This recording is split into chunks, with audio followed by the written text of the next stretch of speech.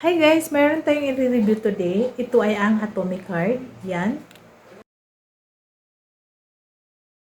There we go. Dumating na ang ating hinihintay, ang ating Atomic Card.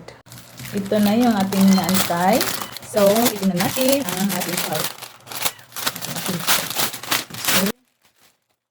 Here it is.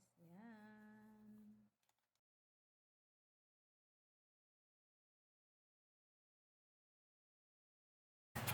Buka.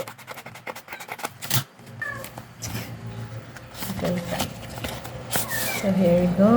Ito na siya guys, ang ating card. Yan. So, una kong sinubukan siya guys na gamitin sa Petron. Nagpagas kami. Ayan si kuya. And then, yan yung ating resibo. And then, after that, ay nagtry naman ako sa grocery store. Pero disclaimer lang guys, nagdala talaga ako ng pera. Just in case na magka-problema ako dito sa aking card, ay at least meron akong maipabayad. So, ito na nga guys. At pupunta na tayo sa counter para matry natin kung okay ba talaga siya. Ang tip ko sa inyo guys, pag magsaswipe na kayo, huwag nyong i-inquire.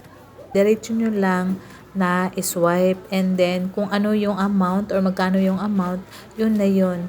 Sabihin mo ay debit card yung card mo and then savings. I-enter mo din yung PIN code mo guys. So para lang siyang debit card. Na nakatulong ang video ito. Thank you for watching.